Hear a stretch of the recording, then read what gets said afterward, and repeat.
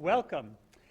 Tonight's evening is beginning with a presentation by our RCS library. I'm going to welcome Judith Wines up to the podium.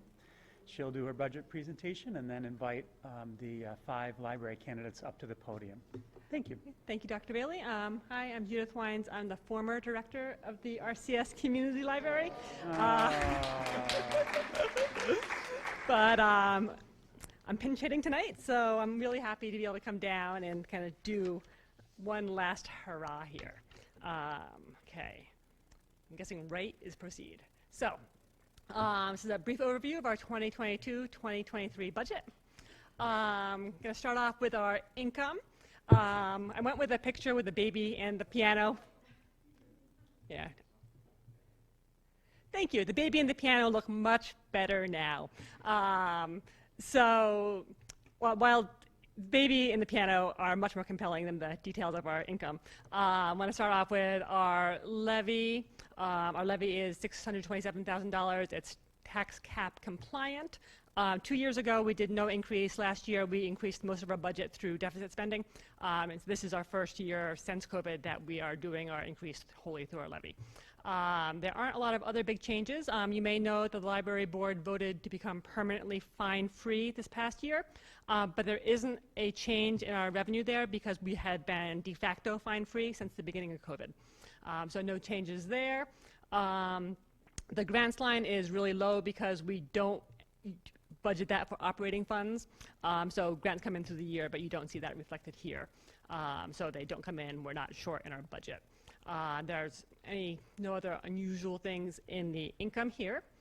So now let's go over to the more fun part, which is expenditures. So you think libraries, you think books. It's still very much on brand for us. This is actually the outgoing requests going to other libraries. We pull these books every day, send them out through our courier, which comes down 5 times a week. We have 2 increases in this category. One is for adult books and audio. That's primarily driven by an increase in cost in those areas, like everything else. They're more expensive. They're getting here late. Supply chain, even libraries are not exempt. And then the other is ebooks. E-content is still growing fast, not quite as fast as it was when the library was closed, but we can't keep up with demand, which is a great problem. Really, our greatest challenge in the collection area is balancing the physical books with the digital books. We, again, can't keep up with the digital demand, but that doesn't mean people don't want to walk into the library and find that physical item. This chart shows a little bit of that breakdown. You can see that in audiobooks, on the left here, the dark blue is actually digital, or like 90-some% digital in audiobooks. If you haven't tried it yet, it's awesome. Go Overdrive. And then in the middle, you see the breakdown of physical and digital for adult fiction. So it's not 50-50 quite yet, but it's getting really close. And then the last one is the total libraries. That includes kids' books, etc. So it's a little bit more robust on the physical there. Digital checkouts, they grew a lot 2 years ago, and they've kind of plateaued. Physical checkouts, that's the big COVID dip, and then you can see the beginning of the rebound there. So none of them are going away. Okay, facilities. The good news on facilities is we were able to realize some savings here, both in terms of what we budget for capital and fixed assets. Our fund there is healthy and growing, so we felt safe budgeting a little less for that than we normally do. And this past year, the library earned its Green Business Certification. This is a result of a number of capital projects, the solar panels, the LED lights, etc., which are working out really well for us right now with energy costs being crazy. So we were able to reduce our utilities line item a little bit. Staff. This is our staff member, Alex, up on a ladder. You'll find our staff members doing all sorts of things in all sorts of places. If you have really sharp eyes, you might be able to pick out the bouncing ball that the kids are measuring the height of. That's what's going on there. Our staffing line is up. We are trying to move closer to other public libraries, school district libraries in Albany County. It's probably a familiar conversation to what you guys have had here in the school district. And our fringes and benefits line is down a little bit because our ERS payment to New York State is anticipated to be a little lower this coming year. Okay, programming. This is very much our bread and butter. We've increased this line. We went from doing all our programs in the building to doing all our programming as takeaway and over Zoom to now doing both. And of course, it costs more to do both. We are still doing about 40 take-home packets every week that people come to the library and take home with them, but we're also doing all sorts of in-person programming here. We had a tiny art show. You can see the 4x6 canvases. But 2 weeks ago, we had a program called So You Want to Buy an Electric Car? And you know, there was in the library. It was great. So it's really nice seeing in-person programming come back, but we're, again, navigating living both in the physical and digital worlds. Okay. Board and staff, no real changes here, but is an opportunity to share one of our Lego League kid photos. It's such a cool program. We're really excited that they're back. They're practicing this spring and hopefully competing again next fall. So you can see there the total expenses line on the very bottom. And that's the last fiscal item slide. So my final slide is, of course, vote. You guys took the time to show up here this evening, so I have little doubt that you will be here again on the 17th. And any questions? All right, I'm going to go with that. So we have 5 candidates for 4 board seats, and I'm going to just ask them to come up one at a time. And our first candidate in alphabetical order is Megan Aurelia.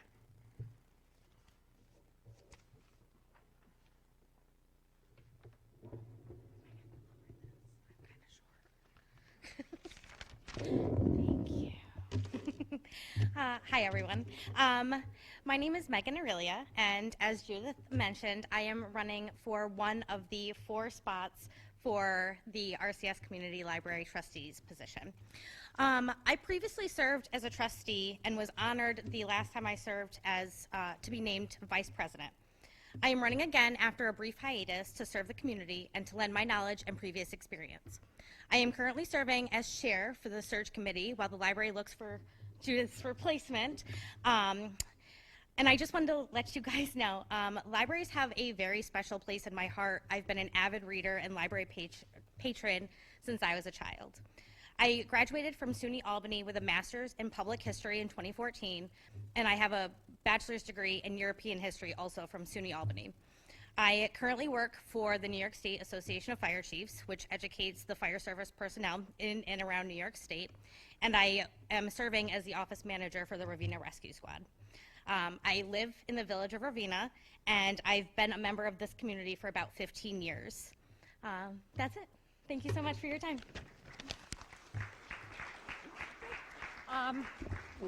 Our next candidate is Debbie Carr. She unfortunately is unwell this evening, but Lori Dickerson, who is our current library board president, will be reading her statement. Good evening, everyone. Thank you for indulging me and giving me the podium to speak about Debbie Carr. She doesn't have COVID, but she's really sick. And I'm basically using her bio blurb, so. So Debbie moved to the area about 5 years ago, and she said that one of the first places she went to visit was the library, and the library was really welcoming, and she felt it really helped integrate her family into the community.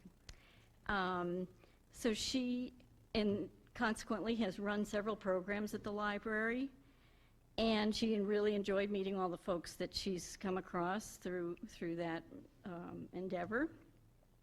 And last fall, when we had a trustee had to resign, we appointed her to fill the spot. So she's served for the last year as a trustee.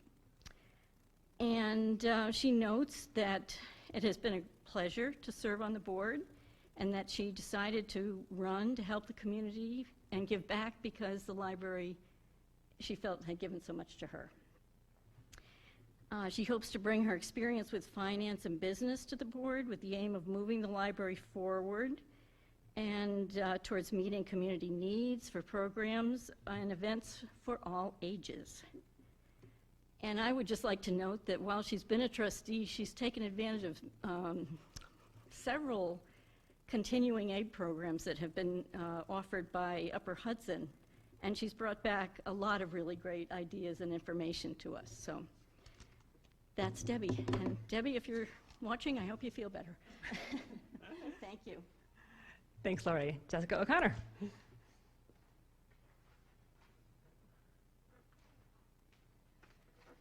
Hello. My name is Jessica O'Connor, and I'm a mother of two and a frequent visitor to our wonderful library. I'm also proud to add a candidate for the Library Board of Trustees. I'd like to share with you a personal experience that has had a big impact on my life. As a teenager, I struggled with reading. I did not connect with the literature provided in school, and my grades started to reflect that. I struggled with reading so much that it lowered my self-esteem and caused other insecurities academically. It also caused problems at home because I was refusing to meet the required reading time expected of me through school. The librarian talked to my teacher and realized that maybe it wasn't my ability to read, but what I was reading. And together we chose books that I found interesting. It was that librarian that lit a spark within me and made me the avid reader I am today. Although I have other qualifications that make me a great candidate, such as my education in early childhood and at least 2 decades of working with children, it is my personal experience that motivates me the most. I hope to be chosen as a trustee because I want to give back to the community through an organization that was so helpful to me. As a trustee, I promise I will continue to learn and fully understand how the library can influence our youth.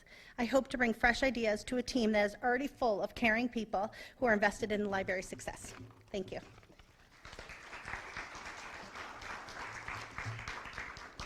Thanks, Jess. Patricia Visconti. I have a bum hand tonight, so if you see me holding it up, it's just for relief.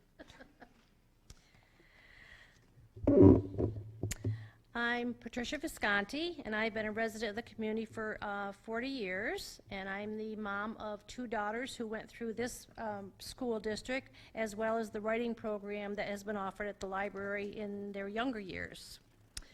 My background is physical education, and I have a master's in special ed and a master's in reading.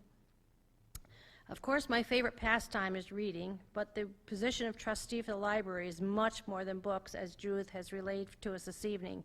It's meeting the growing needs of our community through technology, program, and its services. Past year, 2 years, we've made it through COVID with curbside service, book bundles, take and makes, home projects, visual story times, which my granddaughter just absolutely loves. If elected as one of the trustees, one of the visions I would like to see is to gather our community input so that the RCS Public Library can better serve our community, their interest, and their residents. And I too have participated in the online courses that the Upper Hudson has offered, and it's offered me a lot of information about being a better trustee. So I look forward to serving as a trustee. Thank you. Thank you, Tricia. Meredith Wagner. The obstacle course. That'll be the hardest part of the night. Hello, board members. Hello, Dr. Bailey, Mr. Engelhardt, and members of the public. It's nice to be here with you all tonight. I'm especially happy to be together in person. My name is Meredith Wagner, and I'm finishing up my first term on the RCS Community Libraries Board of Trustees. 3 years ago, when I was standing here, I had no idea what was coming down the pike for the RCS community and for the world. I couldn't have anticipated the kinds of decisions I would need to help make, and I had no idea how important the library's mission would become to me. I've been honored to be a part of our library in these last 3 years and overwhelmed by the staff's dedication to continuation of library services to all patrons. Their commitment has been truly infectious, and to that end, I'm seeking re-election to the Board of Trustees for a second term. My husband and I are both 90s graduates of RCS, though I won't say when in the 90s, and are happy to be raising our daughters in Selkirk. We are working to instill in them the value of service, and my work on the board helps me to do that. To highlight some parts of my life outside the library, as the former mammal curator of the Maryland Zoo, I work to manage a team from many departments to meet our shared goals of animal conservation and public entertainment. A public library does not exist in a vacuum. and what my zoo work taught me about listening to a range of viewpoints and working together toward a common end has informed my time on the board. Working in an accounting office taught me my way around a budget, and my current position as a STEM educator allows me to appreciate and help guide public programming. I currently serve as the board's financial officer. I have taught library programs on a volunteer basis, and I am the only current member of the board with school-aged children. I am also part of the search committee working to find an excellent new library director after the recent departure of Judith Wagner. I would like to continue bringing these talents and perspectives to the RCS Community Library for another 3 years. Thank you very much for your time. Thank you, candidates. I gotta say, I've never thought that here in the library compared to a zoo would be a good thing. But thumbs up. And I just want to take a moment to say thank you to the school district. They've been a really great partner over the last 8 years, especially in the beginning. I know I've called Joanne, help! So I just want to express my appreciation, and I hope that the strong partnership continues into the future. Thank you all.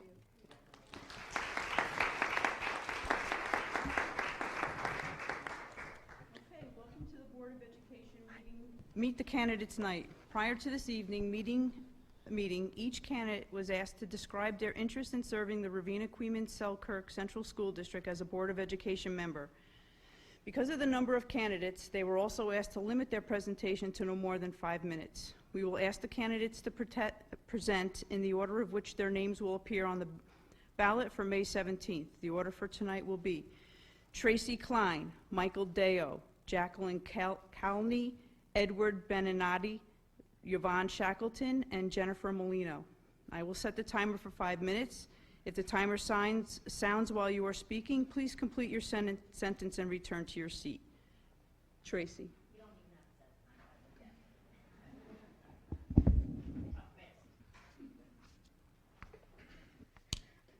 Hi, my name's Tracy. Oh, sorry, it's a little loud too. I'm loud too. Hi, my name's Tracy Klein. I'm currently serving on the Board of Education as one of the newer members, running for a second term, just finishing up my first. I live in Coeymans Hollow with my husband Eric and my son Austin, who's a sophomore in the high school. My stepson Anthony graduated in 2020. I'm a 30-year employee at the New York State Department of Labor. I am a proud graduate of RCS who moved out of the district but stayed in the Capital District and came back to the district when I met my husband. I was so glad to know that my son would be attending the same schools that I had attended, and that so many of the people I went to school with were still part of the district and could keep an eye on him.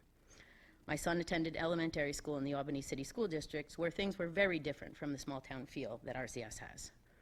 I can be seen, and I've probably seen many of you, at most sporting events that I can fit into my schedule, loudly rooting on our kids and teams at all levels. It's my passion. I'm told some parents even thought I was a bus driver after showing up at 2 away games in a row where they knew I had no child on the team. As much as I would love to be a fill-in bus driver, I don't have the room in my schedule yet either. I'm really not a fan of politics or any of the negativity that can surround a campaign. I don't have any fancy campaign speech. I'm just here to speak from the heart, just without getting as emotional as I did the first time I did this. I kind of teared up at it 3 years ago. I started my journey as a board member in 2019 because there was a vacancy and some people suggested I might be a good fit. My interest was piqued because I was hearing a lot of people complain about our district, and then there were some people, me included, that loved it here. I hadn't had a bad experience. My son transitioned to his new school just fine, and all of the teachers were very helpful to address any concerns I had in his development. My stepson was getting by and seemed to be on the right track in the CTE program, which was a great fit for him. I wasn't sure what I could do to help address the negativity, but I was determined to try. I wanted to be part of doing better. Better for our kids, better for our staff, better for our district, and better for our community. I'm fairly outspoken, and I wanted to use that in a positive way to be a voice for change that so many seemed to be looking for. There was a learning curve for sure, but it seemed like we as a board had identified areas of improvement and were engaging in difficult but necessary conversations. By day, I was a business analyst, but that's also in my nature, so it carries over into everything I do. I ask a lot of questions and evaluate all and any sides of an issue. I recognize change doesn't happen overnight, but I felt we were making forward progress and we were building a roadmap. And then COVID changed everything. The changes and improvements that we had talked about had to take a backseat. Now that we seem to be through the worst of the pandemic, I am committed to go back to those conversations and go back to why I wanted to join the board to begin with, to do better. I believe we have done better in many areas, but there is much more work to do. We have improved communication with a weekly outreach to all from administration. We recently came to an agreement with our teachers union to improve the salaries here at RCS so that we can retain talented teachers and provide the best education possible for our kids. We even had 2 board members sit in on negotiations so that we as a board could be more involved and educated in the negotiation process. I love this district. I have great memories of my time here, and I really want for all of the kids in our district to look back on their time here as fondly as I do. I want the teachers in our district to feel supported and appreciated, and I want everyone on all levels to be held accountable. We should all be working together towards the same goals. We should not be working against each other, even if we disagree on a million things. I am encouraged that there are 6 candidates on the board candidates for the board this year. I only wish the energy to become involved in the district and affect positive change was present year-round. I would love to have members of the district come to our meetings or reach out to us to offer truly constructive criticism, not just criticism, and creative solutions to the issues that they are bringing before us. As a board member with only 1 child in the high school who is oblivious to what goes on around him, there are some things I just don't know. I welcome anyone who has concern to reach out, talk to me about what's going on and what I might be able to do to improve things. We should all strive to be part of the solution. I'm here tonight asking for your support. Please vote for Tracy Klein for RCS Board of Education so that I may continue to do better for our kids, our staff, and our district. Thank you.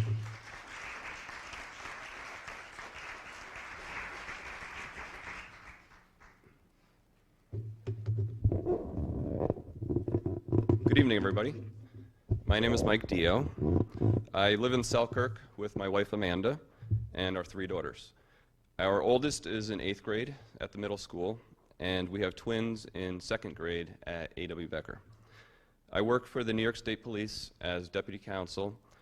I teach part-time at Albany Law School, and in the local community, I've coached soccer for the RCS Soccer Club for many years. One of the reasons that my wife and I moved to this district 15 years ago and have remained here since is that I truly believe that RCS has many advantages over both smaller and larger school districts, and that there is a ton of potential here. I'm also aware of the significant improvements that must be made to realize that potential.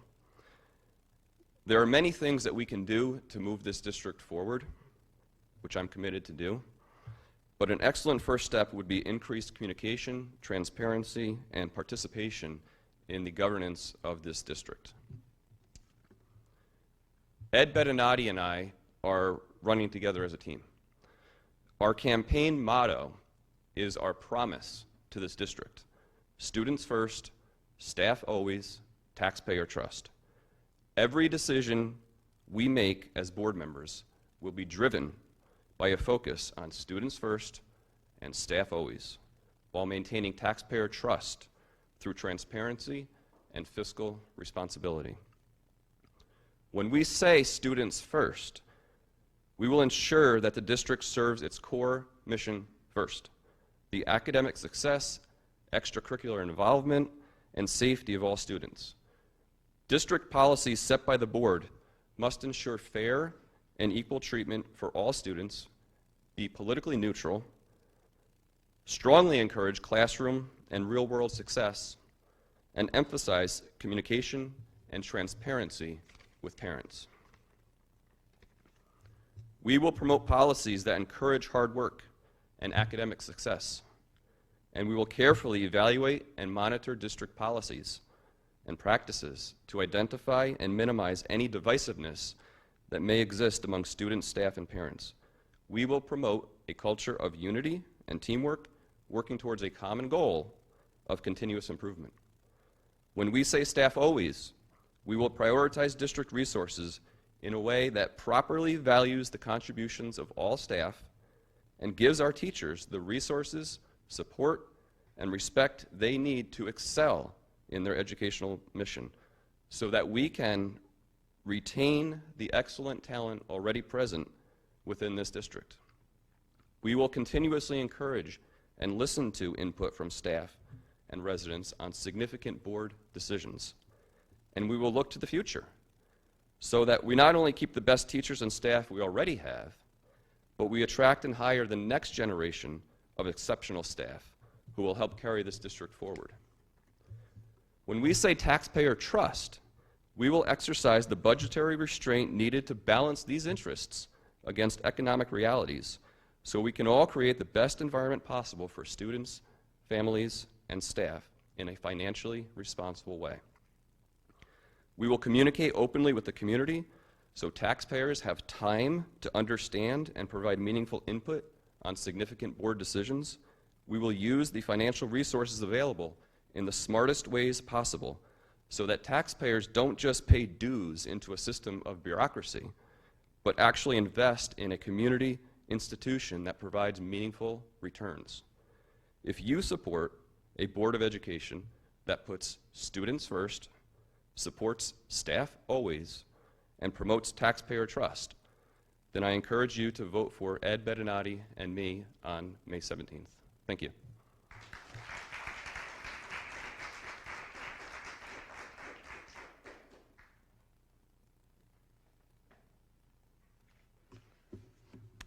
Good evening. My name's Jackie Kelney, and first, Tracy, I'm also going to try to not cry because I also have that habit. I've lived in the district for about 11 years. I have 2 boys who have attended Peter B. since the Universal Pre-K program. Excuse me, sorry, I can speak better that way. And now are in 1st and 4th grade. I have a bachelor's degree in English from Siena College, and I'm a human resources specialist for the New York State Division of Criminal Justice Services, as well as the Office of Victim Services. I'm here tonight and for the next 11 years because I love our district. I am always bragging to others about the great programs and amazing teachers my family has experienced thus far. But as one of my favorite musicians said, love is about all the changes you make, not just 3 small words. And I see a lot of room for improvement and change in our district. We need to improve communication, both internally and with the community, to create a more open dialogue where the community and teachers feel heard and respected. We need to increase resources focused on the social and emotional health of our students and our district employees. We need to create an environment where teachers want to come here and, more importantly, want to stay here. And we need to set our students up for success when they leave these hallways, regardless of what the next chapter is in their lives. I am prepared to be the voice of the community, the teachers, and the staff, and I hope that you will entrust me with that important responsibility. However, whether I'm elected to have a seat at the table here or my speaking points continue to be right here at this podium, I assure you that I will be here, continuing to work towards these goals for the next 11 years. Thank you.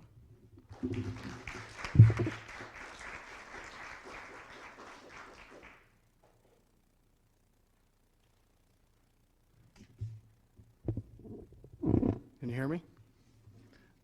Excuse me. Good evening. Good evening, board, Dr. Belli, Mr. Engelhardt, members of the public. For those of you who don't know me, my name is Ed Bernanotti. I live in Selkirk with my wife Lisa and our 2 kids. My oldest attends middle school. My youngest is at A.W. Becker. By trade, I'm a real estate appraiser. I've coached soccer for many years in the RCS Soccer Club. I served as a board member of that club at one point in time. I'm not from this area, but I've lived in the district for the past 20 years. And what I've honestly found is, and discovered, is the teachers, the staff, and the overall atmosphere of the school and the RCS district itself to be infectiously warm and welcoming, and I'm happy to reside in this district. I'm running for a school board seat along with Mike Deo. We're running and campaigning together because I believe the possibilities for our district are endless. A lot has been done, but a lot more, I think, needs to be done, and I would like to be part of that solution. My outlook, like Mike's, consists of a three-tiered approach of students first, staff always, again, and taxpayers trust. Every decision that I make will be viewed and based on those 3 principles. Anyone can pass a policy, but you have to think about how will the real-world application of that policy affect our students academically, socially, and safety-wise? And as far as the teachers goes, what will the real-world application be for our teachers who have to implement the new policies? What will they be? How will we support our teachers? And from a fiscal responsibility, when we're spending taxpayers' money, we need to know how will it be funded and what will the benefit be? And we need to be transparent with our taxpayers. I can assure you that I will work to make sure that curriculum and policies are free from political influences. And I will listen to all proposals in all aspects from anybody in any angle.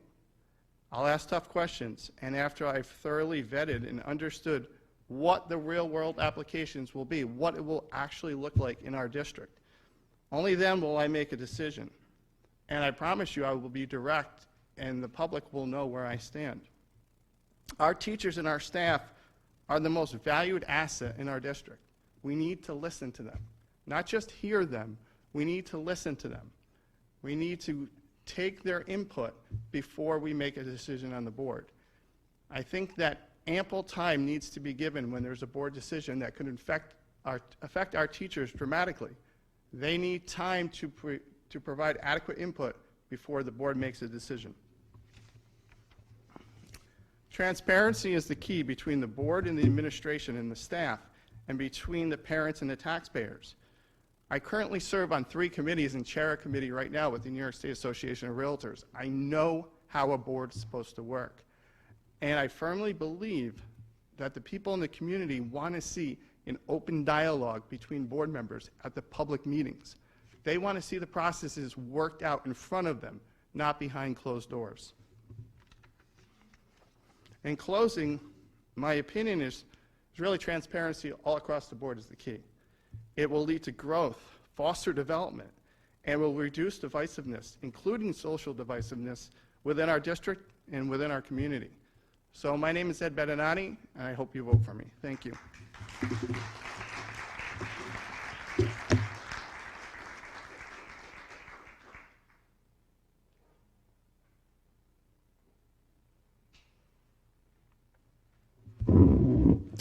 Hi, my name is Yvonne Shackleton. My husband and I have lived in Ravena for almost 30 years, and our sons attended RCS from pre-K through their graduations in 2018 and 2021. I was delighted to have been elected to the school board for my first term 3 years ago. Over the course of my term, I learned about the things that make the most impact in our district, and 2 of those things always seem to rise to the top. The first thing that I learned that is very impactful is that families and taxpayers in our district need and want to know what's happening. They want information to be readily accessible and for it to be timely. They want to be able to ask questions and have them answered. I learned that when information is unclear or hard to find, it creates confusion and distrust. The second thing I learned, to my great disappointment, is that people think that the board is not supportive of our district employees. Some other candidates are saying that if elected, they'll be advocates for the teachers and give the teachers a voice, kind of hinting that those things are not currently happening. The teachers actually have a loud, strong voice in the district. It's the RCS Teachers Association, which is a union that is run by teachers that represents much of the teaching staff. The union is known as one of the strongest teachers unions in our area. It advocates fiercely for our teachers, and in many ways, our teachers are fortunate to have such dedicated representation. The teachers union has the advantage of being able to rally public support. By contrast, the Board of Ed is bound by limits, some legal and some are good faith practices that allow it much less leeway to describe and share what goes on behind the scenes. For example, it was not within the board's purview to describe either the details or the nature of the teacher contract negotiations while they were happening earlier this year. As you might know, Board President Teddy Revely and I volunteered to sit in on the negotiations to observe and represent the board's interest. We observed a lot, but in the end, I was happy to be part of the process that accomplished a great deal in favor of our teachers. Here's what the teachers union, the board, and the administration accomplished together. The teachers requested a salary increase. We finalized an average salary increase of 9.8% over 2 years. For perspective, our neighboring school district in Coxsackie-Athens just settled a 1.75% increase across the board for 5 years. That means in 2 years, our teachers at RCS will realize more in salary increases than the CA teachers will realize in 5. The teachers requested that we move from a 12-step salary schedule to a 24-step schedule. We restructured the salary schedule and pushed it through. We raised our starting salaries by 2.4% in order to make our positions more attractive to outside talent.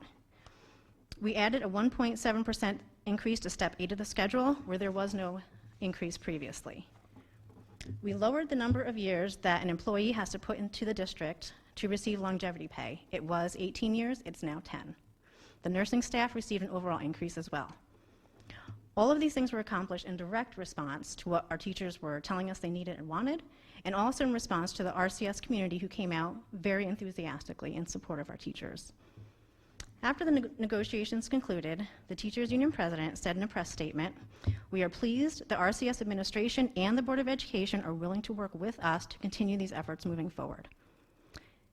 All of this is to say that it is absolutely an imperative of the Board of Education to hear our teachers and advocate for them, even if it's done quietly and out of the public eye.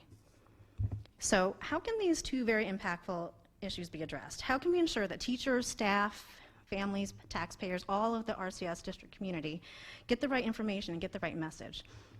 The answer is as simple as it is complex. We need to improve our communication. I'm currently on the District Communications Advisory Committee, which is made up of teachers, staff, and community members. This new committee is dedicated to finding the gaps in effective communication and taking action to make improvements. I'm also interested in taking another look at how people are able to communicate with the board. Board meetings by nature are business meetings that are required by law to be observable by the public.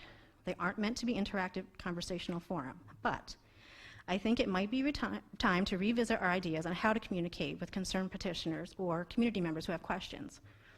I'd like to explore the possibility of creating a board subcommittee that is dedicated to responding to questions or providing insight into board decisions when appropriate. One of the things that I've been able to do that directly affects the students is to sit on the Curriculum and Instruction Committee, where I am able to ask questions about how potential new courses will benefit our students.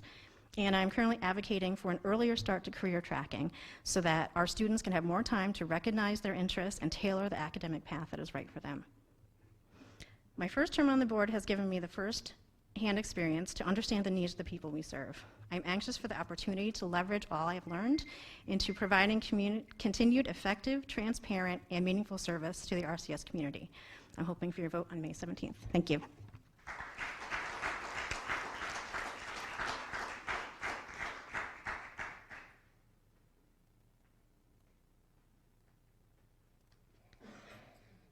Hi, my name is Jenny Molino. I have 2 children, a daughter in 6th grade at the middle school and a son in 2nd grade at A.W. Becker. I'm running for the Board of Education because I want to be a part of moving RCS forward in a positive direction. I want to see that all academic and social-emotional needs are being addressed and met. I want to see the teachers fairly compensated for their hard work and dedication to the field of education. I want to ensure open and honest communication about the decisions made by the board on behalf of the community. I want to be able to support and stand behind the decisions that affect our children and their education. I want to understand why things are the way they are and be able to explain those decisions to community members. From a young age, I wanted to be a teacher. I used to make my brother play school with me often, much to his frustration. I've always loved the way children's minds work and grow. I love seeing the look of pride and accomplishment on their faces when they can do something on their own or after they've finally mastered a tricky concept.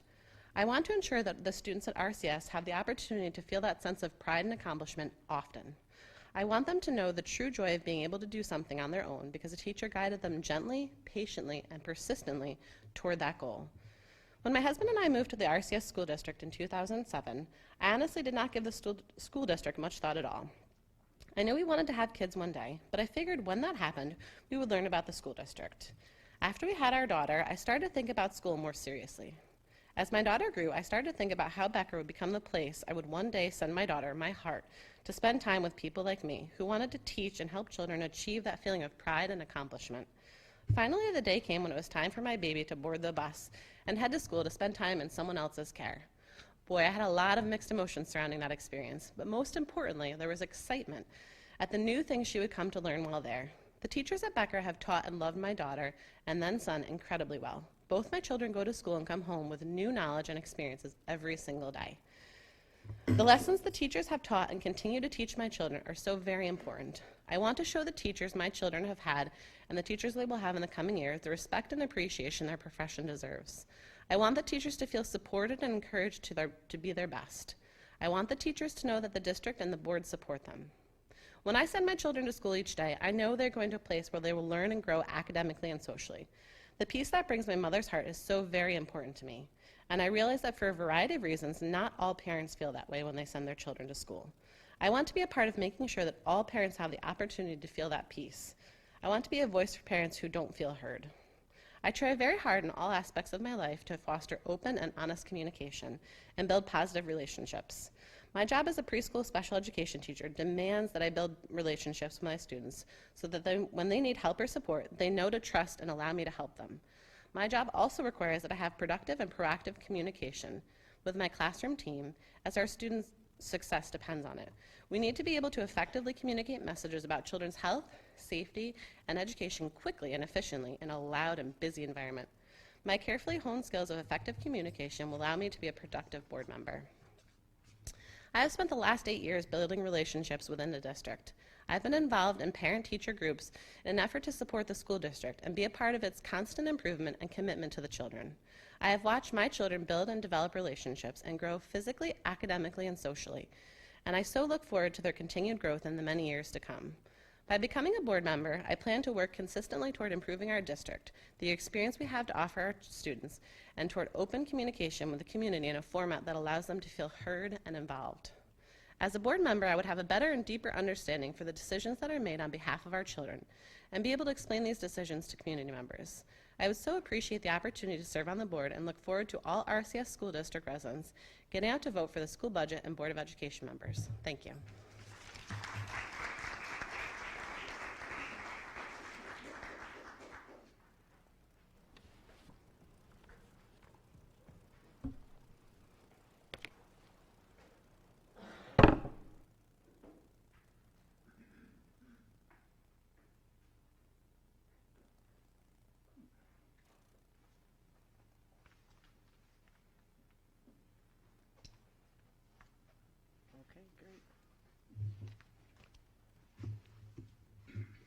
As you know, annually we do a budget hearing which introduces the budget to the public.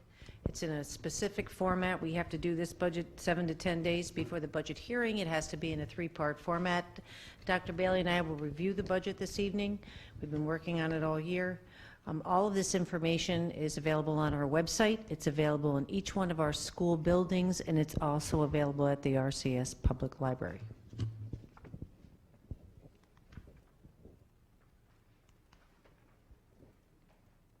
Again, here are some of the rules about the annual budget hearing. Absentee ballots have been expanded this year to allow additional reasons for the public to opt for an absentee ballot if there's a fear of the risk of exposure to COVID-19. Other than that, we're back to normal. Again, we just spoke, it's within 7 to 14 days prior to the vote. That's on the 17th. Provides you all the information on what you're going to be voting on, not just the numbers, but everything else that's part of it. And it follows up after today. You should be, if you haven't started to get your mailing, we know they're in the mail and you'll be getting them shortly. It follows up with a written publication. As you can see right now, the expenditure portion of the budget is up 5.39%, or just over $2.69 million over this year's spending. Part of the revenue that's going to support that spending is a 2% tax levy increase over the current year. And what I'd like to stress is that this is the first time we've had a tax levy increase in 2 years. We've kept it at 0%. This year is a minimal tax rate increase, and it is well below our budget cap, which is 4.94%. This is a breakdown of all the revenue of the district. It breaks it down by your property tax, your pilots, which are payments in lieu of taxes, other revenue sources. Breaks down fund balance. You'll see a notable increase in our fund balance, and the fund balance is a little higher due to spending that has not occurred at the same levels it has in the past due to the pandemic, so we're using some of that money to balance our budget between that and reserves. Foundation aid, as we may have heard in the news, is up this year, and at this point in time we are slated to get a small increase again next year to bring us up to the full formula funding.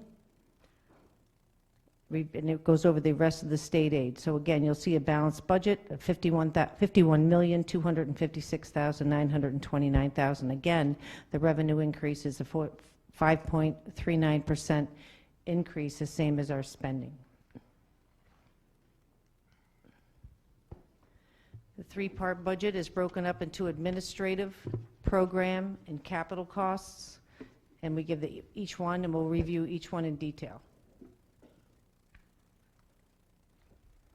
There'll be a chart on the next page to better describe the amounts that are there.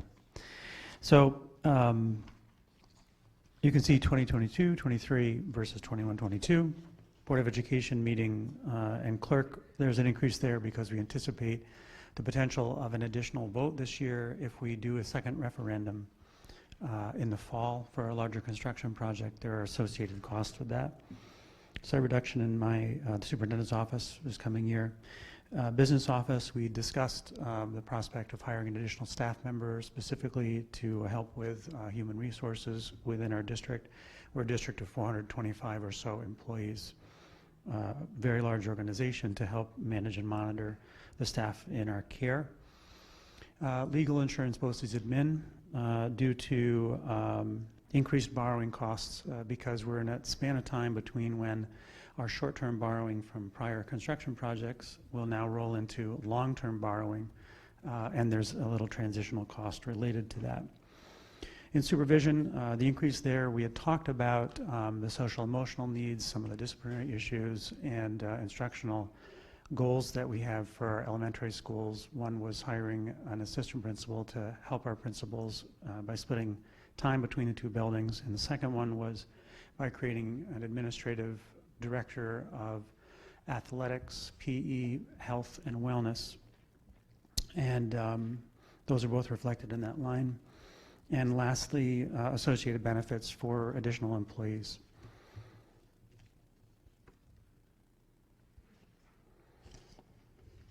The chart better explains the amounts as far as program goes. No changes in our professional development for this coming year. And what you see in increase in regular education there is due to primarily our contractual obligations. We've just settled a contract. And there would have been escalating costs regardless of setting the contract because the nature of most contracts with step schedules, et cetera. We have a reduction in special education because we have a reduced number of placements anticipated for next year. In other words, paying out to outside agencies or to BOCES, and a slight reduction in continuing ed. Joanne's going to go on with instructional media, which is our library services. And then pupil support services is our guidance office. It's school psychologists and social worker. They're targeted in that. Pupil support services. Extracurricular and athletics are both for our club accounts and our sports. Then it breaks it down into transportation, interfund transfers, and benefits. And what's important to know is that's all related to program. Again, when we deal with a program, everything that is utilized for our students, whether it's during their program, it's after school, getting them to school, is all part of the program. And we've seen, obviously, at the pumps, all schools are trying to estimate increased costs due to fuel going into the following year. And we're all ideally accurately aiming on where those continuing escalating costs may be. Capital of the portion of the budget is related to operations and maintenance, what it takes to maintain our facilities and our grounds. An increase there on salaries. The top line, $92,000. I make some assumptions. That's a negotiating unit that is due to expire this June. Furniture and equipment, we are not going to touch that. Contractual operating costs as well as material and supplies are driven mostly in part to the unknowns. We have heating costs that we can't quite put our finger on yet. What we've experienced in our homes for heating costs, fuels, that's something that we're dealing with at a school level. We have contractual operating costs is a slight increase because of what it takes to maintain our our campus. We have expanded our campus. We have added some custodial staff. We now have to invest in the materials and supplies and the equipment that we need to make sure we maintain it to the way it is. Benefits is just a small decrease only because of the percentage of increases in the capital or in the program and the administrative. And debt service is just that, a $670,000 increase is because of the fact that we are now taking our bond anticipation note that we have been working on since this big project at the close of phase 3, and we'll be converting that to a long-term debt. So there's a small increase with that. The tax impact on the homeowner in this district is 2% right now. Again, our levy increase limit was 4.94%. Again, final assessment figures never come out until July or August, so it's kind of crazy that we do all this work now to give you an estimate of how your tax bill is going to be impacted. But if you can see on that screen really far ahead what those numbers are, it's hard to see, but the average increase on our homeowner with a $150,000 home is just over $50 or just under $60 for the annual increase based on a 2% tax levy increase. Bethlehem, Queymans, and New Scotland are just under $60, and New Baltimore is $82 per year on a $150,000 house. But again, we haven't had a tax levy increase in 2 years. If our assessments come in the same, that will be true to the figures that you see there, but if assessments come in higher, that figure could be lower. And again, unfortunately, if assessments come in lower, then that figure would be higher. Then what else are you voting on? We've put quite a bit up to our taxpayer in front of them today, or this year. As in the past, we always do a bus proposition. This bus proposition calls for 3 large buses, 1 14-passenger bus, and 1 30-passenger bus. The 14-passenger bus allows us to utilize that for extracurricular activities and not require a CDL. So if we have an occasional driver, they could utilize that and transport 14 students someplace. The 30-passenger van, again, can help us a little bit. It will require a CDL, but again, it meets the needs. It's not a 65-passenger bus, and it's not as small as one of our Suburbans. You're also going to be asked to increase the repair reserve. And what I want to be specific about 4 years ago, we established and funded a repair reserve in the amount of $100,000. We are now asking the voters to increase that repair reserve up to $500,000. And what's important to note here is it's not a definite. If we didn't have enough money at the end of the school year, we wouldn't have to fund it to the full $500,000, but this would allow us to. It allows us to take fund balance that doesn't have a reserve right now and utilize it for a certain purpose. The repair reserve are for items that don't occur on a regular basis. Something breaks that you can't plan for, as in your home, we would have a money put aside to help us that. Again, what I think is really important to stress, it's up to $500,000. If we don't have the money, we wouldn't put the full 500 in. And then we're asking the public to vote on a small district-wide capital improvement project. I will go over it's a lot to read there, and we'll highlight on what some of they are. I'll let Dr. Bailey speak to what some of they are, but the $2.3 million targets some of the low-hanging fruit as part of our building condition survey. Things that we can do right off the bat that we know we have to do. In order to do this, we're recommending that we spend $750,000 out of our capital reserve. That'll offset the cost to the taxpayer to about $32,000 annually. So we'll borrow money, the taxpayer, state aid, and then what will fall on the taxpayer is about $32,000. That number can change based on a given year. It's not set in stone, but it can change. Within that small project, the major infrastructure work will include improvements to the electrical service to the middle school and high school. We currently own the yard that's out near 9W, that suspicious-looking thing in the rusty fence that's behind the stadium that we've all looked at for many, many years. And the underground service that's provided to the middle school has been there for over 50 years. And it puts us in a delicate position. So we're proposing to replace the electrical service, ideally actually have the electrical company perhaps adopt which isn't uncommon for them to take over control of some of the equipment rather than the school district owning it, as well as asbestos remediation in a couple of the hallways in each of our elementary schools, some improvements to the wall construction that's there where the classrooms go to the hall. I don't know if exactly what, but for some reason when they constructed them, the walls are not actually closed in. There's a gap around the walls, but they're going to do some improvement around that. And some work that we didn't really finish. It was on our list as far as the past capital improvement, and certainly you can see by being outside any of our campuses some of the wonderful things that have happened. But we never got to remove the existing concession stand. It's still sitting out there. There's remediation that has to happen, asbestos remediation, and then decommissioning. That'll be removed. We're going to add, proposing to add dugouts to the baseball field at the Peter B. Elementary. Replace the air handler in our pool, which is now about 21, 22 years old, and the dehumidification. Those of you who've been in the pool area know it's the tropics, and it requires some significant equipment to do so. And the backflow preventer in the middle school. We're required to have a specialized system so that we do not inadvertently contaminate any public water from the water that's within our buildings. And we've mentioned in some of our PR and our, Joanne mentioned the budget newsletter that'll be going out. I think it'll be mailed tomorrow, so it'll be hitting mailboxes Friday and Saturday. In that, it not only describes the areas that we're hoping to do through the small proposed project, but it also talks about how we'll use existing funds in the district right now to do the other things that are relevant. Oh, and I forgot to mention irrigation around the Peter B. Playground, which anybody who's been there between the months of December and January and December would know that it's always wet there.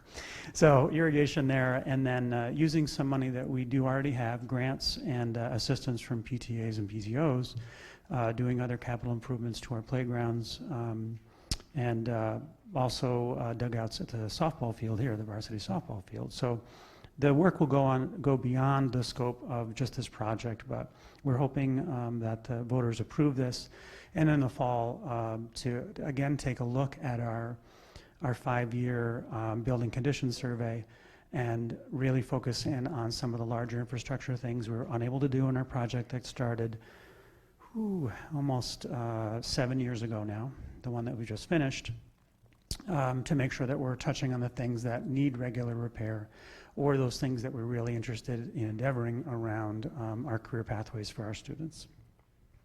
I also think it's very important to note that the decision to do a small project now is because many of you may not know it's a very extensive timeline to get things approved. First it has to go to the voter, then it has to go to SED. So the timeline when we put a project up like this takes at least 12 to 18 months to even get off the ground. So we wouldn't be able to start this project until next summer, not this coming summer, but a whole year from now. That's why the board felt it was important to start to tackle some of those things that were identified in the building condition survey. And that's just some pictures of some of the improvements we've done over the last year in part of the capital project that we're just completing. Again, we went through, we met all our candidates for the school board. That's another thing that you'll be voting on this year. You'll also be voting on the library budget and their trustees. And what happens if the school budget is defeated? If the if the voters defeat the budget that's presented to them, that we could choose to immediately go to a contingent budget, which would require no levy increase, no tax levy increase to support a contingent budget. It omits most of the equipment and most of the non-critical material and supplies. The Board of Education could also at that time decide to put up an amended budget or a different budget and go out for another vote. That vote would happen in July. And if it fails a second time, we'd be forced to go to a contingent budget with no increase in the tax levy, no equipment spending, and no critical material and supplies. And it's May 17th. I know, that's the May 17th, so I left it dark. All right. There you go.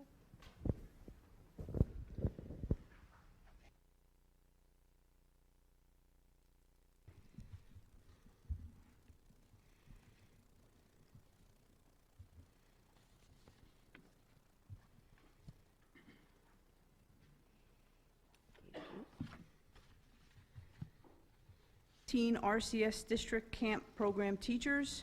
Personnel considerations. 5.6 will be the approval of those the RCS Discovery Camp Program Teachers, and 5.7 will be .2 teachers for social studies. There'll be a few of them, and that will all be reflected on my minutes. Okay, thank you. Can I get a motion for the additions? Mrs. Hoteling, a second. Mr. McFerrin, any discussion? All in favor? All right. Need a motion to accept the minutes of the April 27th, 2022 BOE meeting. Mrs. Burns, Mr. Engel, all in favor? Aye. All right. We have no awards, honors, or recognitions. I have no hearings and petitions for this section. Need a motion for one or all of the business considerations. Make a motion for all 4.1 through 4.3. 4-4? 4.4, sorry. Okay. 4.3. Do we have a second? Mr. McFerrin, any discussion? All in favor? Aye. Aye. Motion's passed. Need a motion for one or all of the personnel considerations. Make a motion for 5.1 through 5.7.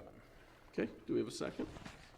Okay, Mr. McFerrin, I do want to call out, the Board of Education approves with regret the retirement of Jerry Kohler, our cook in one of our schools. So congratulations on your retirement.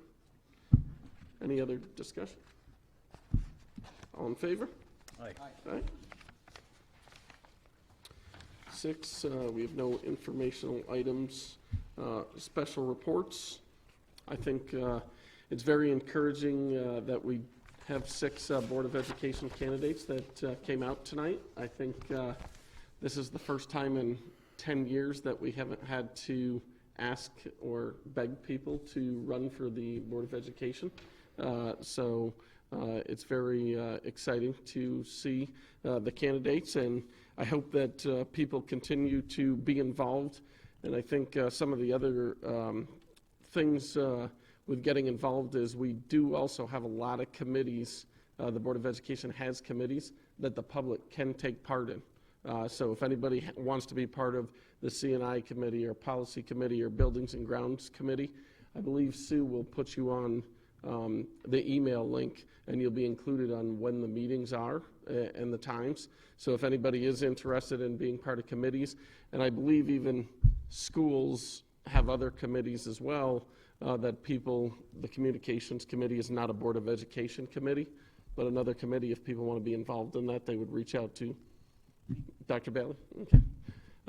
And I'm sure there's other committees that schools have or other buildings have that if anybody's interested in being involved, please feel free to reach out and volunteer. I'm sure people will willingly take the help. Any other board members have anything they would like to report on?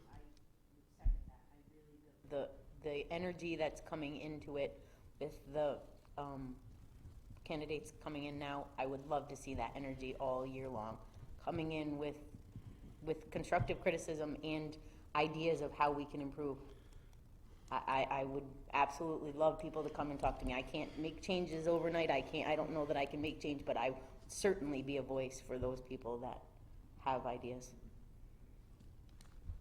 Good. Okay. I want to mention is that time of year when seniors are being accepted to colleges, and I'm starting to hear about a bunch of them. I don't really pay much attention to social media, but I know it's out there, and I keep hearing that kids are accepted different places, so congratulations to all of them. It's nice to see they're spreading out and going a lot of different places from here.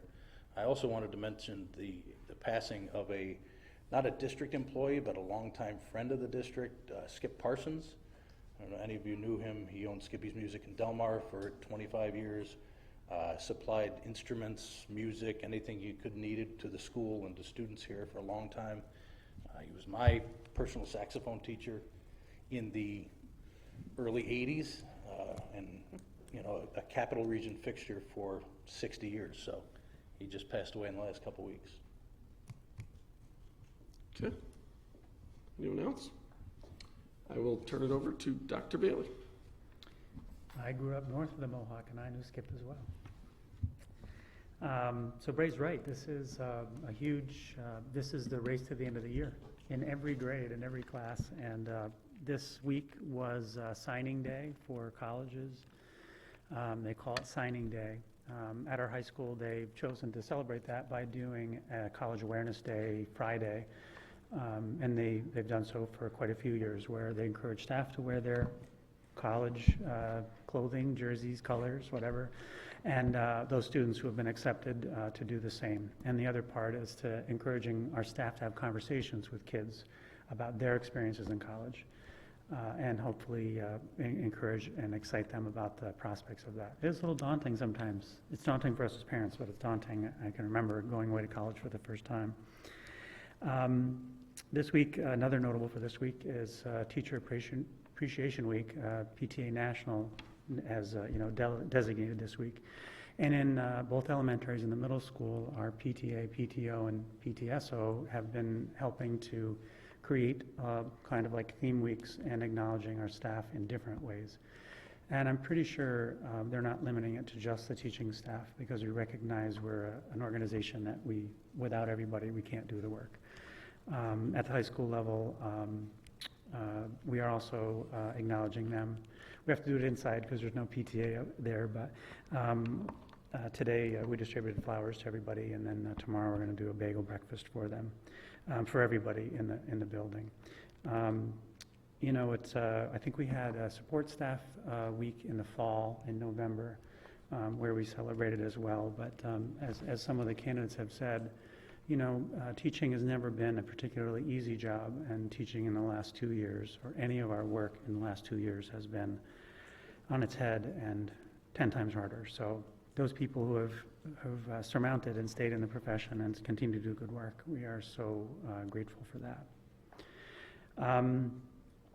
We've talked about the therapy dogs and the travel for the last 2 meetings, and I did put out the solicitation to staff about interest in participating in the therapy dog program. I've had about 10 people so far who have expressed an interest. We're having an interest meeting next week after school with our potential consultants to talk through what the process looks like, to see who's really interested in getting involved. And lastly, I happened to look at the invitation for international trips. They're having their meetings next week. One group's doing an in-person for students, and then an evening for families here the following night. The other group is doing virtual for students and families together. And one of them I saw had 40 people signed up already.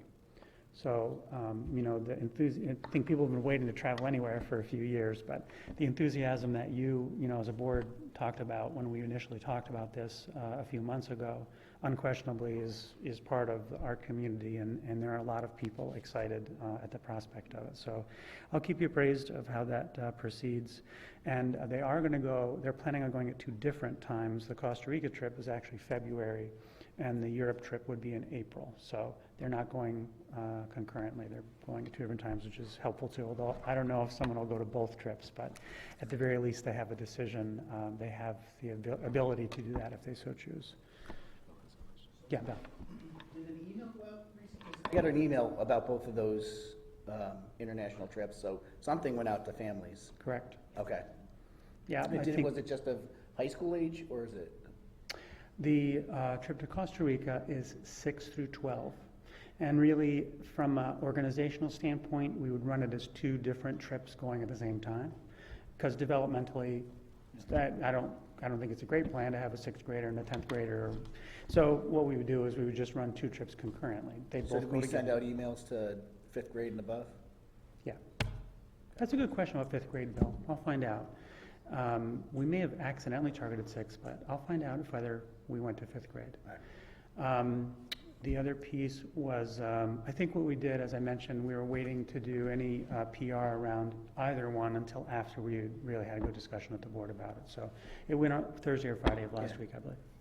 No, I think I just got it this week. There's 2 things. The one may have gone from our communications department, and then the other from the teachers themselves. Hard to This is say. from a company, I thought. If you expressed interest, the company would have emailed you too. I guess somebody expressed interest in my house.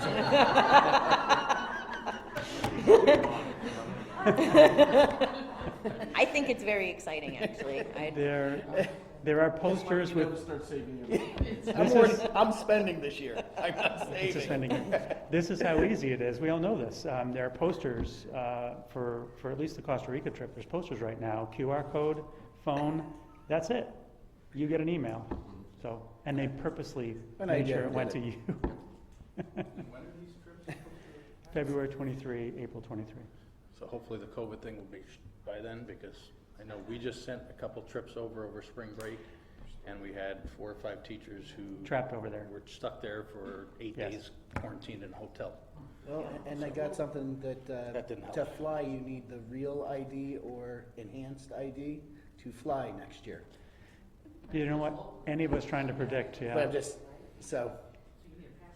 I just don't want to see anybody go thinking it's going to cost this much, and then all of a sudden, oh no, I'm stuck in a hotel for another 7 days. Right. And those, you know, unless you have the trip insurance, maybe that would help. But the cost, you know, you got to pay the cost of the hotels, you got to pay for a new flight because you missed your first one, you're paying for meals the whole time you're there, and plus you're out of work for a week. So. And there were a couple kids quarantined and a parent too, I think, so it wasn't just faculty, but hopefully by then it'll be done. My excitement just was dimmed. I'm sorry. Thank you. Maybe it'll be over. so much. Somebody give Bray a snicker. Maybe I feel pretty good tonight, I don't know. Sorry. I'm glad you mentioned the teacher appreciation thing too. I wanted to bring it up and I thought, that's not fair, I'm a little biased, because this is my 31st year teaching. But obviously we appreciate all the teachers. I mean, I have 3 kids here and it's been phenomenal all the way through.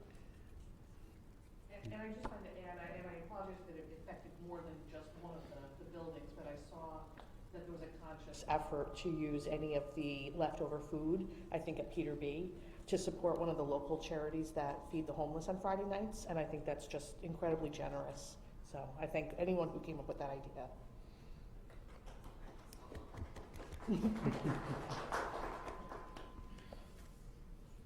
You all set? Leftover food from what? Left from the teacher appreciation. Oh, I'm okay. sorry. Oh, I thought you meant, No. just trying to figure where leftover food. From Costa Rica.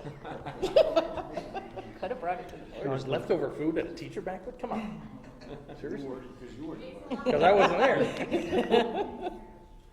I'll turn it over to Mr. Engle. So I was also signed up for an informational session by my 9th grader, so there you go, Mr. Medford. Just to let folks know, there will be schedules around Regents coming out either by the end of this week or next week. We are in full swing looking at prep sessions and more info to come around that.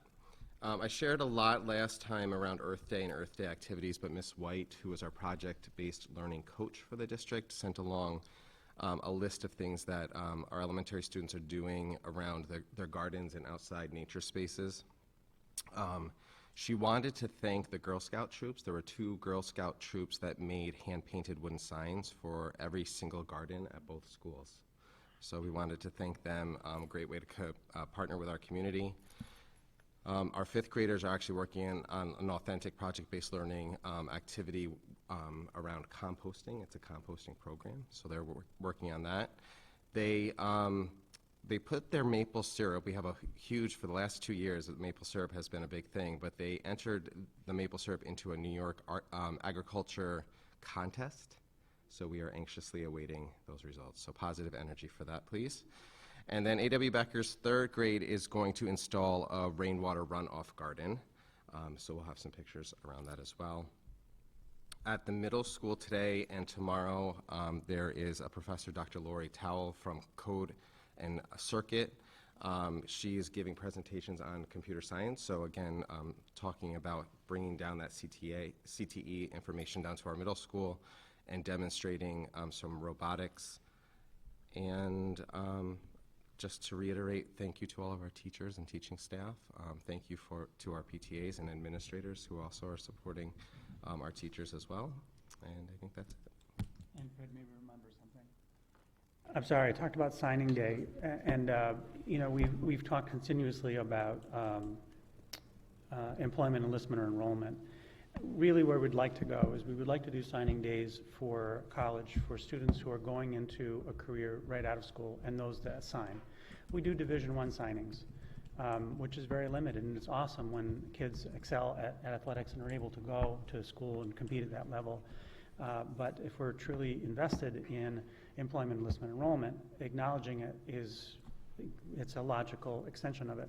I was going to say that tomorrow I'm getting to go over to CTE because one of our students, Robert Gonzalez Jr., is being signed into the career of his choice and training through his CTE program. So I thought that was really exciting. Yeah. Robert Gonzalez Jr. He's a senior. Okay, that's why I was confused about it. I was like, wait, he's a junior and he's already signing up? Good for him. Early sign. Yes, sorry about that. I will turn it over to Mrs. Moran.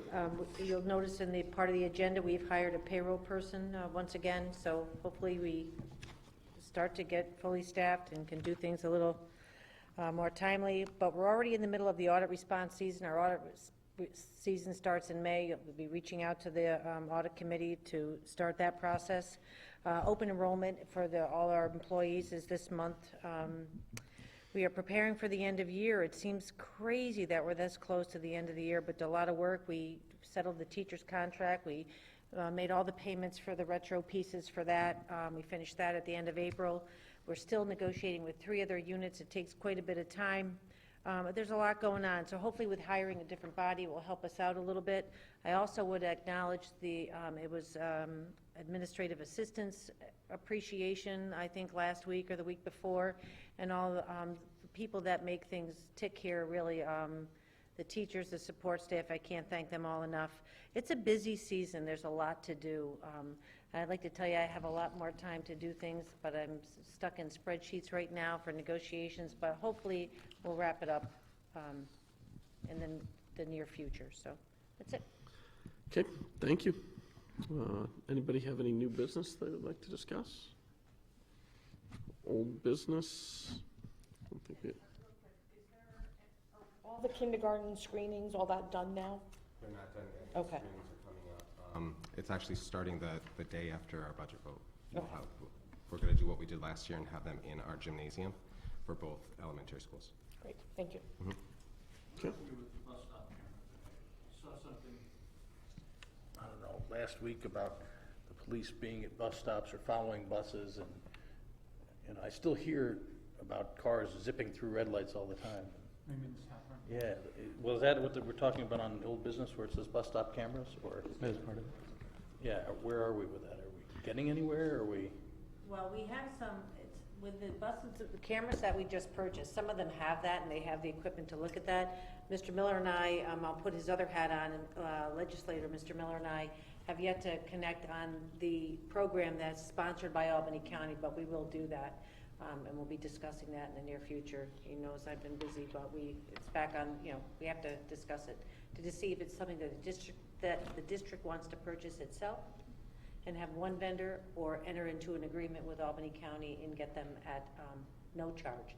But we lose a little bit of the ownership on that, so we'll have to do a presentation together. I think we could work together and do that and go over the pros and cons of all of it. I don't care how it works, but it's absolutely absurd the way these people are going through red lights. We need to do something to get that to stop as fast as we can before somebody gets killed.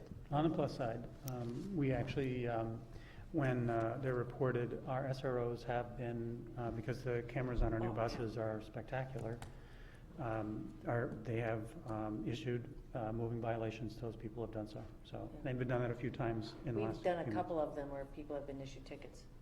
Joanne, do we have cameras on all of our buses? Not the stop arm cameras, no, not on all of them. And I think that's what this is about, is I Correct. think we were talking about, and is that the program that you're talking about with Mr. Miller? Yes. Is getting retrofitting the ones that It would don't do have the other it? ones, correct. All right. Okay. Thank you. We have no BOE committee reports tonight, no policy adoptions or reviews, hearings and petitions. I just want to remind everyone to please address the Board of Education. All comments that are addressed to the board from the podium or microphone set up for use by the public. Please limit your question or statement to 3 minutes to ensure sufficient time for all present to have an opportunity to speak. Any topics which fall properly under executive session will not be discussed in public session, and limit your comments to 3 minutes. First one is Caitlin Collins, please.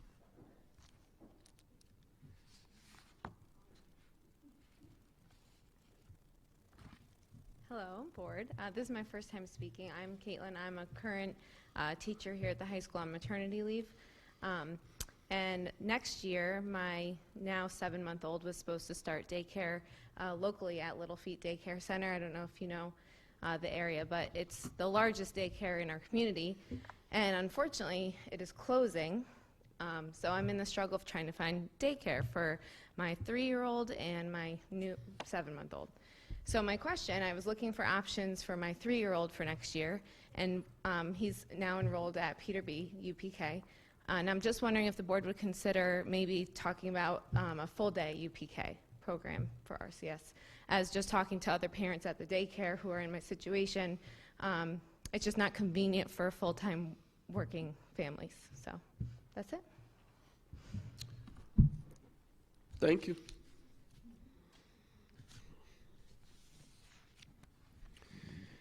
Kathy Blennis.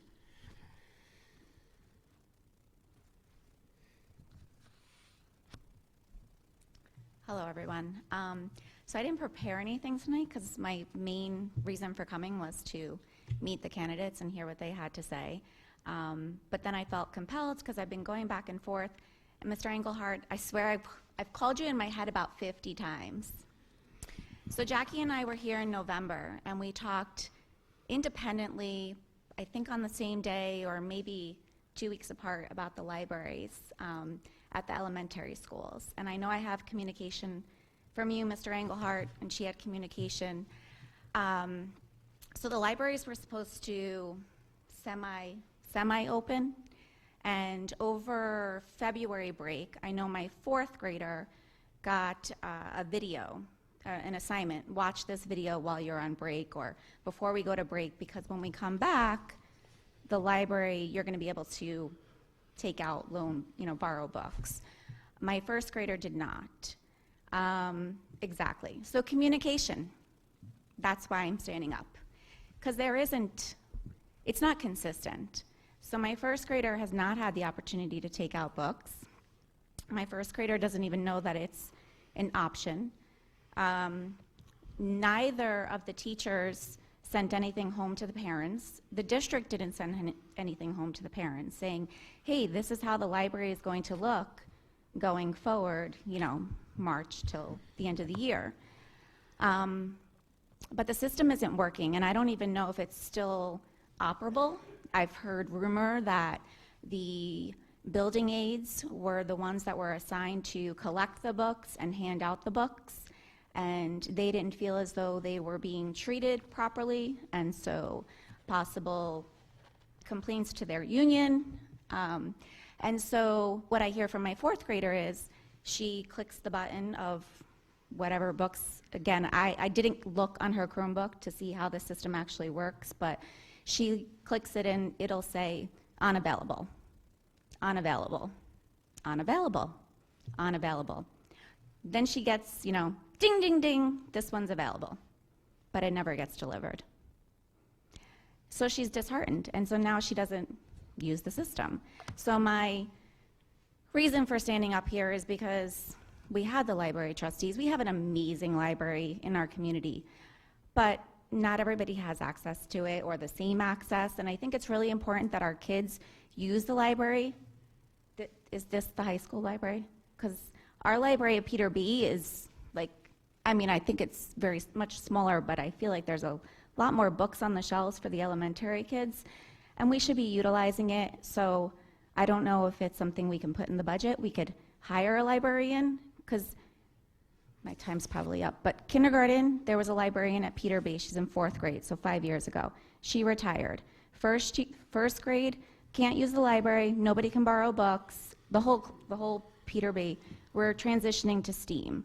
2nd grade, it's still the STEAM room, but when you go in for STEAM, you can take a book off that designated cart. Who knows what's on the cart? Was there any, survey, hey, what do the kids want to read?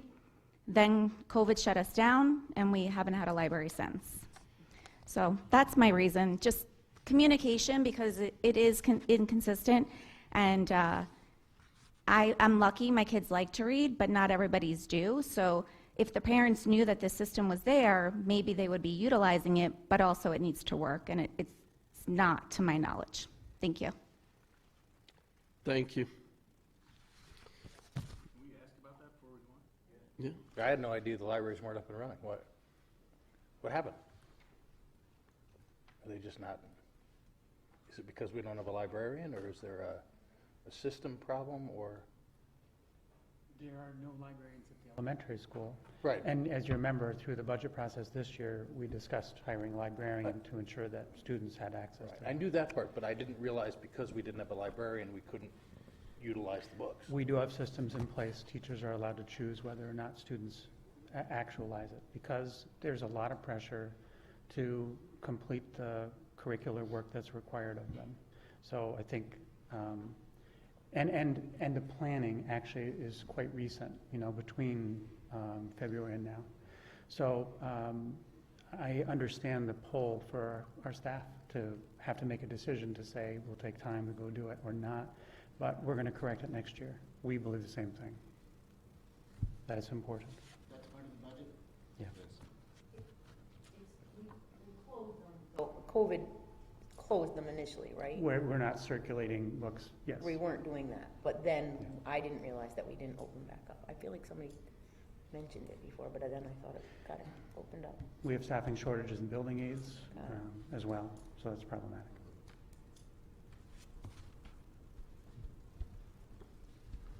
Okay. Let's come back to that, because, Yeah. yeah, Yeah. I'm still confused on that one, so we'll come back to it. That's an important thing, is we have our elementary principals present, the programs they're doing each year. If there are challenges, like we don't have a librarian, we don't have a mechanism to distribute books, I'm gonna tell you, it kills me to hear that your child wants to read and can't read. I have 3 children that love to read. I had a child that read infectiously, like as many books as she could, hundreds and hundreds, through the A.W. Becker Library. So to hear that that's not available is very disheartening.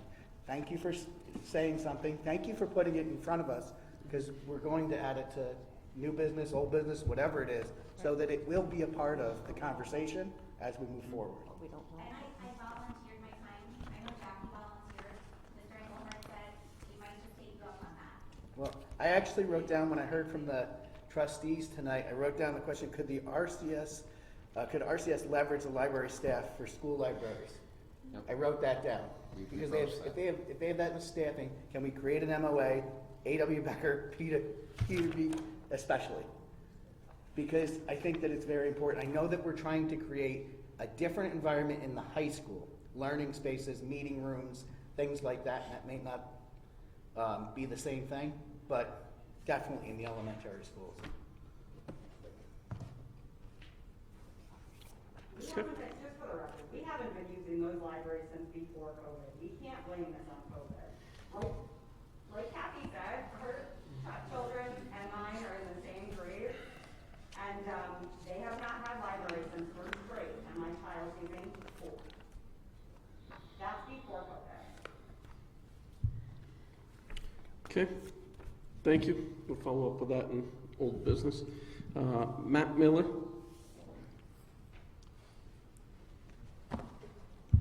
Thank you for the time. I will start. I'll put the county ledge hat on first. I wasn't expecting that, but since the conversation was there, I will say I am the proud prime sponsor of the bus arm camera bill. I would love to see us have it. Joanne knows I've been harassing her about it for a long time now.